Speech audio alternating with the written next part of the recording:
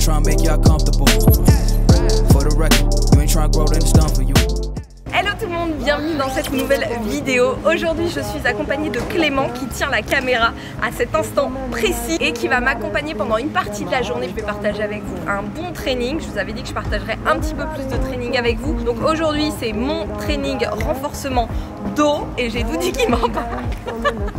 Et ensuite je voulais vraiment partager ça avec vous. On va tester un burger végétal qui, je pense, devrait être très très bon. Mais il faut le mériter, donc avant, il faut que je m'entraîne. Allez, c'est parti.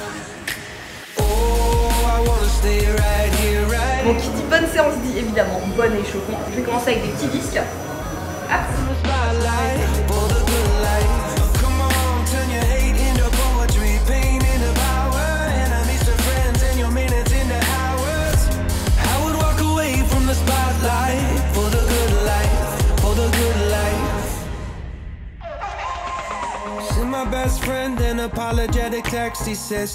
Bon alors, vous le savez, quand on est en suspension, moi j'utilise Axe.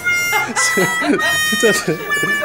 Si vous avez les mains qui glissent, plutôt que de mettre des gants, magnésie liquide, ça c'est vraiment la clé. Alors pourquoi liquide? Parce que ça vous évite d'en être partout et parce que c'est interdit dans certaines salles de sport. Et qu'en plus, vous l'emmenez avec vous, vous en mettez une petite noisette sur vos mains et comme ça vous avez un grip d'enfer. Never put the night on ice. Never put the night on ice. Voilà, j'ai ma petite séance notée sur mon téléphone. Je vais commencer évidemment par des tractions. Je vous rappelle d'ailleurs que j'ai fait une vidéo sur comment réussir à passer ses premières tractions et que d'ailleurs dans le programme Get Stronger, vous avez des séances évolutives pour vous permettre notamment de développer votre force et également de réussir à passer vos tractions. N'hésitez pas à aller voir, je vous mets le lien ici et moi je vais démarrer parce que c'est un burger. Donc là, je démarre évidemment avec mon exercice le plus lourd. Ce sont des tractions lestées que je vais faire en série de 5 répétitions. Donc je vais faire du 5x5 pour vraiment me renforcer, être plus à l'aise aux tractions au poids de corps. Et on va essayer tout de suite avec 7 kilos.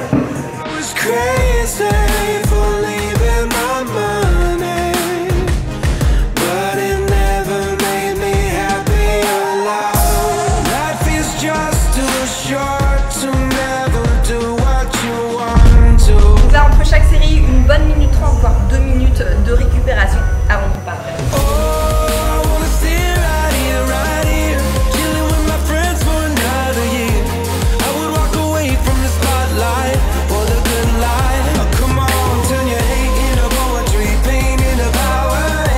D'ailleurs, pour toutes les personnes, parce que je reçois beaucoup de messages à ce sujet, qui n'ont pas assez de grip, qui n'arrivent pas à tenir longtemps en suspension, ça se travaille tout simplement un grip, ça se renforce. Moi, ce que je vous conseille de faire, c'est de vous mettre en suspension au début de chacune de vos séances. Vous l'incorporez dans votre échauffement, vous vous échauffez et ensuite vous travaillez en suspension. Ça peut être en suspension basse mais active avec les épaules abaissées, le centre du corps engagé, tenir le plus longtemps possible.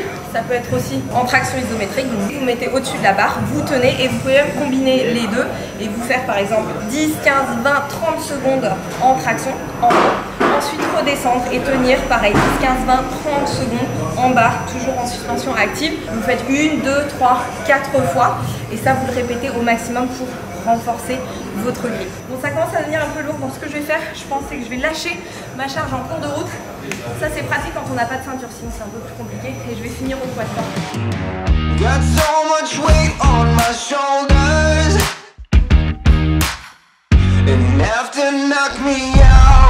But I'm still holding the throne. You'll never know till it's over. So pretty it hurts. Just be. Ensuite, tirage Bushurang. Donc à un bras, on travaille en mini latéral. Et je vais augmenter un petit peu ma fourchette de répétition. Alors on va partir sur 10 répétitions, 3 séries par an.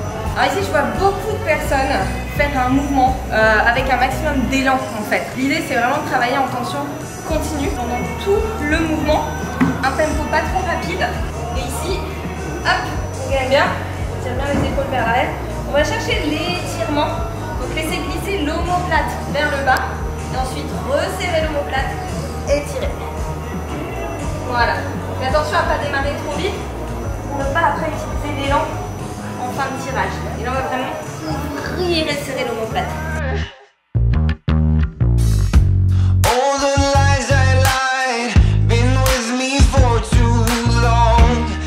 Là, tout simplement, un bras récupère pendant que l'autre travaille. Ça permet de gagner du temps en plus.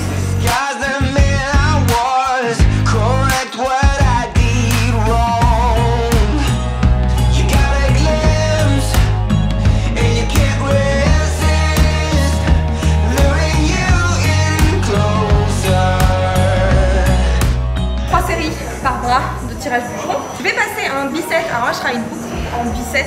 Déjà ça permet de gagner du temps. Après je suis pas dans une optique de hypertrophie musculaire, donc je peux tout à fait me permettre de faire davantage de biceps, d'avoir un travail un petit peu plus métabolique. Donc là je vais coupler du pullover avec halter et un rowing, un tirage que j'adore avec le banc qui permet de beaucoup moins tricher que sans banc, donc d'isoler beaucoup plus, notamment les fixeurs d'omoplate et la portion arrière de l'épaule, le deltoïde postérieur. C'est parti.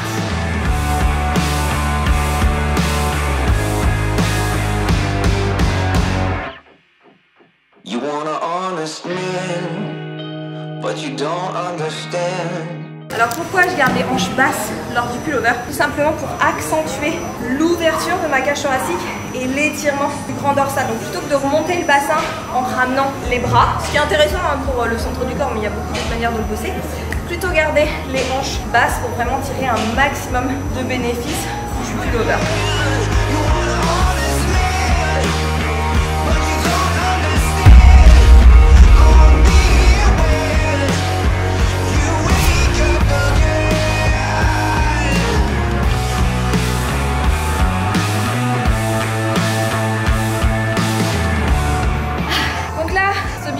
Également 3 tours, je passe 50 000 séries. Celui-ci je le recommande particulièrement pour les personnes qui ont des problèmes de posture voûtée, parce qu'il va permettre de renforcer vraiment le haut du dos et de travailler sur cette ouverture de la cage thoracique. Donc pullover, rowing comme ceci, c'est vraiment très bien. Moi là j'ai fait 10 répétitions de pullover et ensuite un maximum de répétitions, donc 12 répétitions au rowing, et je prends à peu près 1 minute 30 de récupération entre chaque bicep. Ici, deuxième bicep, où là en plus on va utiliser la pré-fatigue. Donc je vais pré-fatiguer mes biceps, enfin, en même temps je vais les travailler, hein. C'est d'ailleurs le seul moment où je fais de l'isolation sur les biceps, ce qui n'est pas négligeable, puisque renforcer aussi de temps en temps en isolation est important, puisque ces petits biceps participent énormément, notamment au travail de traction, tous les mouvements de tirage. Donc là je vais démarrer ma série avec du biceps curl de base pour pré-fatiguer mes biceps, et ensuite je passerai directement au deuxième mouvement du tirage australien, qui est aussi un mouvement que je recommande en prérequis avant de travailler les tractions, en tout cas pour réussir à évoluer, à passer ses premières tractions, puisqu'il met déjà en situation de tirage avec une partie du poids de corps. Donc pour commencer, hop, biceps curl. Là je vais travailler sur des séries un petit peu plus longues, 12 à 15 répétitions.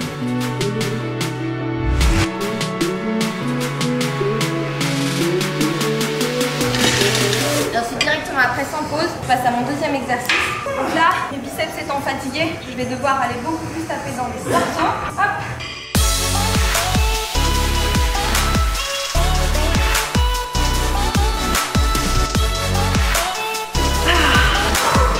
Il vit bien celui-là.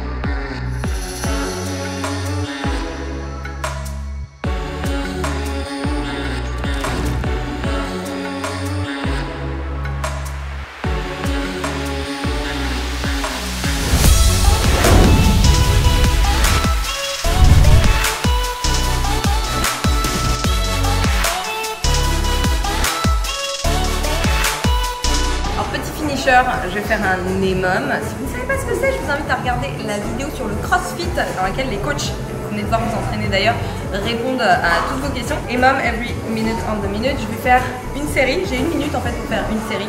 Et le reste de la minute va me permettre de récupérer. Donc là, j'ai choisi 2 mouvements que je vais alterner et je vais faire cet minimum sur une durée de 10 minutes. Donc première minute, ça va être du tirage alterné en planche. Deuxième minute, un petit mouvement sympa d'abdominaux en suspension qui est bien d'ailleurs comme prérequis pour les toast to bar. Donc vous allez voir ça. Donc là je lance mon chrono, je vais avoir 1 minute pour faire 16 tirages alternés. Donc, le reste de la minute me servira juste de récupération. Ici attention, le dos est plat, les abdos sont serrés. Et attention évidemment à ne pas basculer les fesses, ce qui rendrait le mouvement beaucoup trop facile et beaucoup moins intéressant pour les abdos.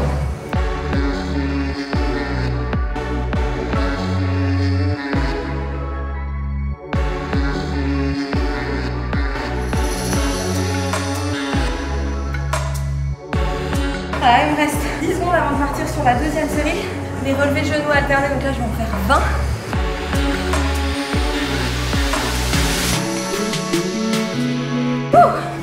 Cette fois-ci j'ai un peu plus de récup, 25 secondes. Et je repars donc sur mon premier mouvement.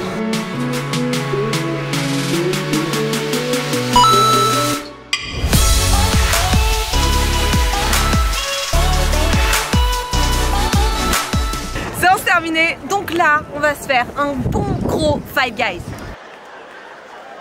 Non, je rigole. Non, comme je vous le disais, on va effectivement manger un burger, mais un burger totalement vegan et c'est chez AG Dinner que ça se passe. J'espère qu'ils l'ont.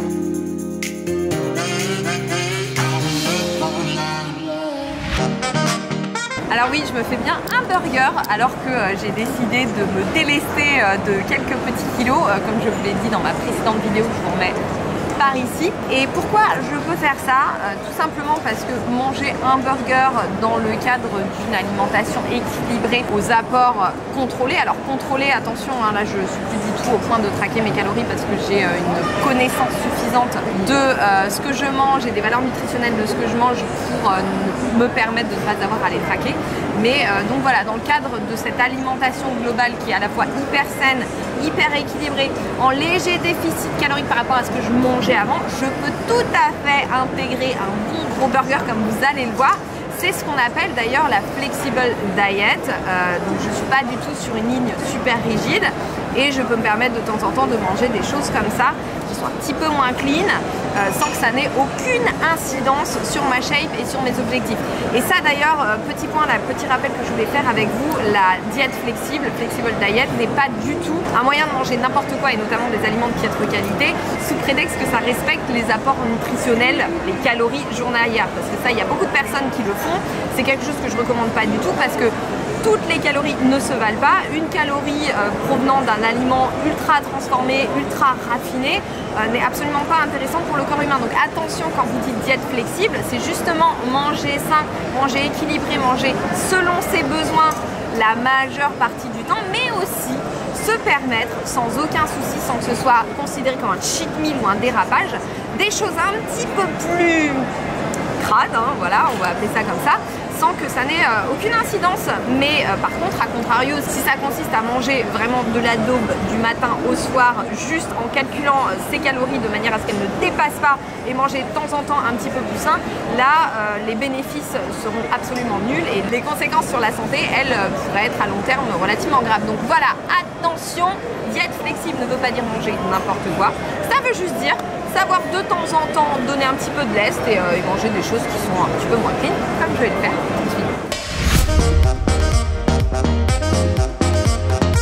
Voilà, la petite merveille. Alors honnêtement, je suis un peu déçue parce que je pensais qu'il y aurait un peu de sauce, un peu de trucs qui dégoulinent ou du fromage vegan fondu, mais là ils m'ont un peu vendu du rêve parce que il n'y a pas de fromage. C'est pas grave, ça va être très très bon. Il a l'air vachement healthy ce burger. Bon, écoutez, on va tester et je vous dirai d'ailleurs de quoi est composé ce qu'on appelle le steak Beyond Meat. Donc c'est une réplique de steak de viande mais fait sans viande.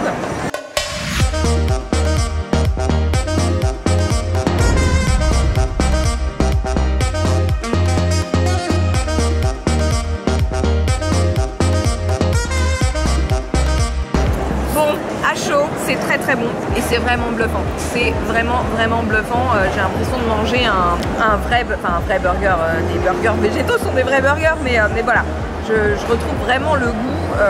C'est un peu perturbant d'ailleurs parce que J'ai l'impression de manger de la viande en fait.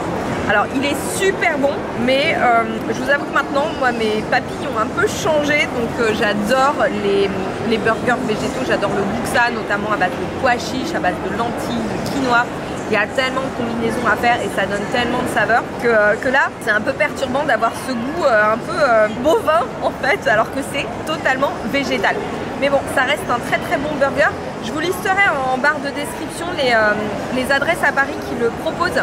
À Paris et peut-être dans le reste de la France, si on, je sais pas s'il y en a. Je sais pas du tout. Je regarde et en tout cas vous aurez les infos en barre de description. Moi je vais finir ça.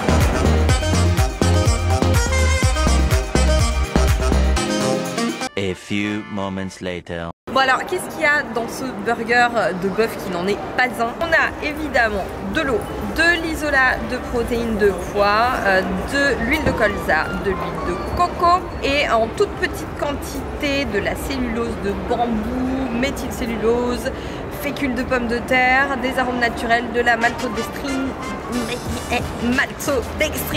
de la levure, du sel, de l'huile de tournesol, de la glycérine végétale, encore de la levure, de la gomme arabique, citrus extract, extrait d'agrumes ou citron, j'en sais rien, acide ascorbique, du jus de betterave, de l'acide acétique, c'est écrit en anglais, je suis en train d'essayer de traduire, encore de la fécule de pommes de terre et de l'annatto. Alors je ne sais pas ce que c'est que l'annatto, je vous le remettrai là sur l'écran, je vous mettrai la définition que je vais donc googler tout de suite. Donc là tous ces derniers ingrédients après l'huile de coco constituent moins de 2% du burger. Quoi qu'il en soit, ça reste évidemment, comme vous venez de le voir, un burger qui n'est pas franchement healthy, donc c'est typiquement le genre de choses à manger vraiment avec modération. Vaut mieux se faire ces bons burgers maison. D'ailleurs dites-moi en commentaire si vous voulez que je partage avec vous une recette de burger maison, parce que je sais même pas si j'en ai déjà partagé avec vous et ça c'est une honte absolue. Par contre vous en avez dans le Veggie Soup basique. Et juste pour terminer, oui je parle toujours beaucoup, surtout quand il s'agit de bouffe, mais c'est important, vous le savez, la notion du cheat meal. Ouais, t'as mangé un burger, c'est un cheat meal. Non, comme vous l'avez vu tout à l'heure, ça n'est absolument pas nécessairement le cas. Par contre, j'ai encore beaucoup de personnes qui sont coincées dans ce schéma privation et ensuite gros lâchage sous prétexte de cheat meal, et ça induit vraiment, comme je disais dans ma précédente vidéo, un rapport quand même très conflictuel avec l'alimentation, des réflexes conditionnés, parce que le corps et le cerveau ont cette propension à générer des réflexes conditionnés très forts, qui font que par exemple quand on prend l'habitude d'avoir ce cheat meal, le cerveau et le corps vous réclamez leur dû à chaque échéance. Et là, c'est très très difficile de garder le contrôle, et ce qui fait que je me retrouve avec beaucoup de personnes très fréquemment autour de moi qui me font part de problèmes de compulsion alimentaire, de crise d'hyperphagie. Donc essayez, même s'il a été beaucoup mis en avant les années précédentes, surtout dans toute l'industrie fitness, essayez de vous débarrasser de cette notion de cheat meal. Voyez votre alimentation dans sa globalité, et votre alimentation, le plus important, c'est pas qu'elle soit restrictive, c'est qu'elle soit équilibrée et qu'elle vous permette à la fois de combler vos besoins et de vous épanouir, que ce soit gustativement, physiquement, mais aussi psychologiquement. Donc c'est à vous d'y travailler, c'est très très important, et ça implique d'être capable de se faire plaisir en mangeant des choses un peu cracra comme vous venez de le voir, sans culpabiliser, sans que ça génère de crises, de compulsions absolument incontrôlables.